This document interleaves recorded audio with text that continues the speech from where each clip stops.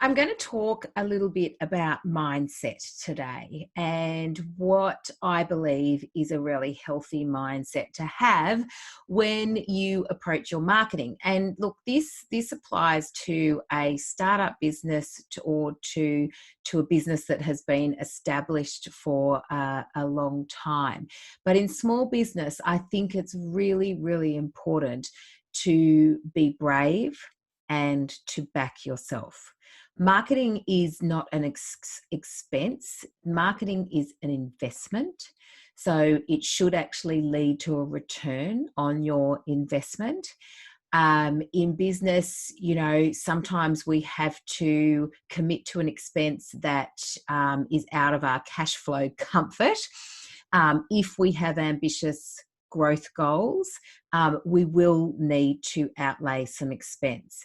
And marketing might be one of those investments that you need to look at. So you do need to have some bravery and you do need to back yourself. It definitely helps to make sure that you're kind of in a position to do the best marketing that you can so that your investment does return for you.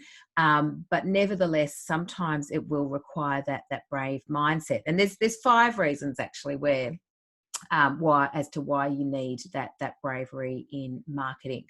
The first is exactly that. Marketing is an investment.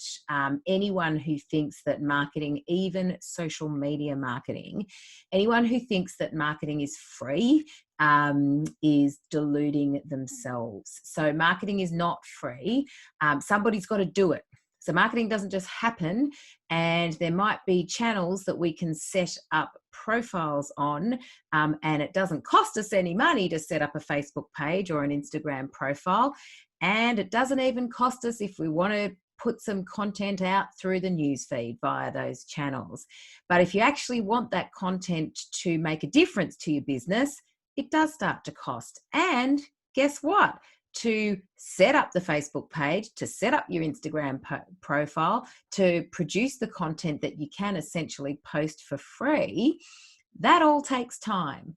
So at some point, you are investing time or money into your marketing, regardless of the channel and the amount of marketing that you do. So you need to be brave enough to make that investment.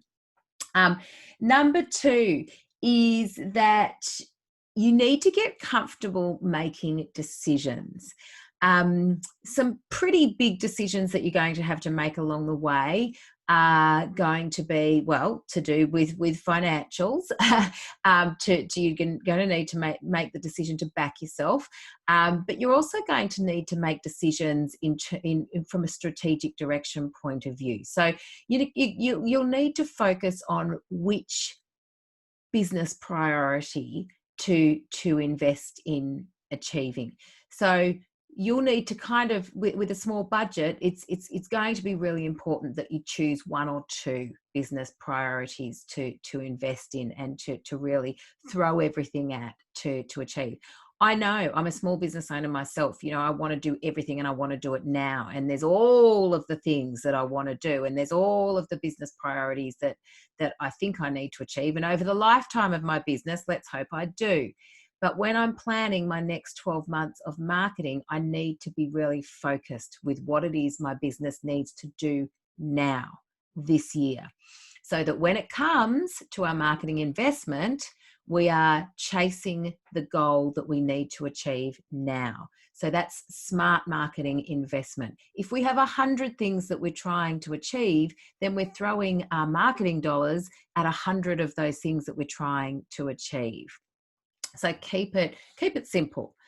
So you're going to need to make decisions about that. You're going to need to make decisions about who you want to show up for. I can't tell you how many businesses that I ask the question, well, who's your target market?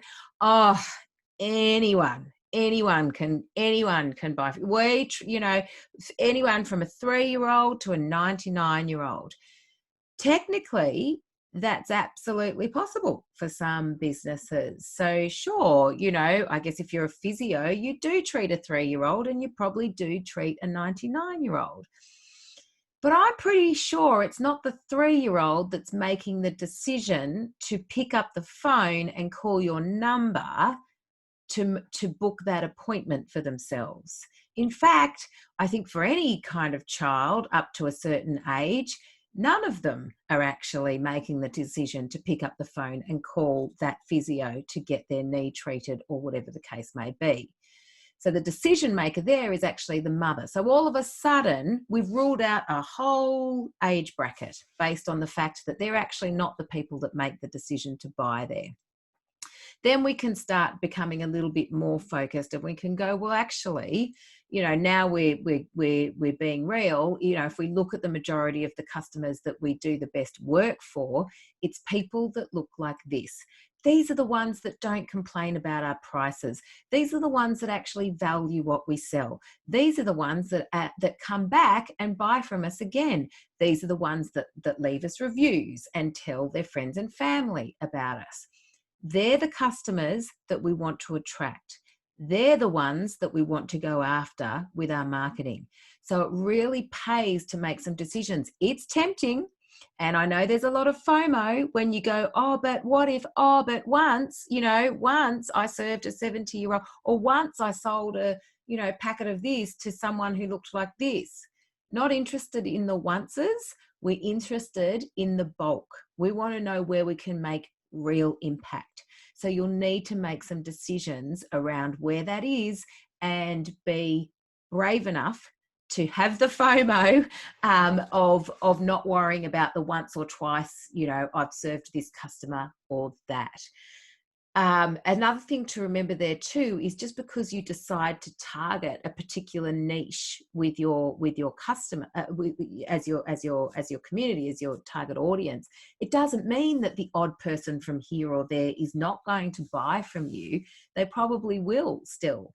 But in terms of where we focus our marketing dollar, we need to focus it on the people that will be the most valuable to our business and who will actually find the most value from us.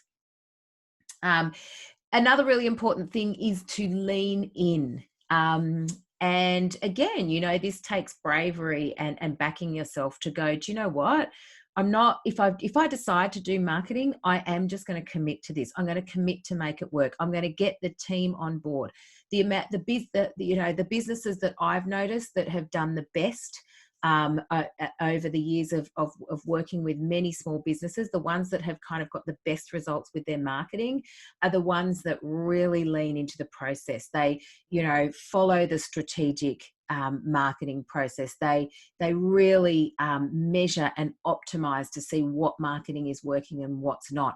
They devote the resources that are necessary to that marketing. They get the team on board. There's not a lot of point of just having one marketing champion in your organization and the rest of the business is just doing whatever they please, or they're not really in touch with the promises that you're out there making.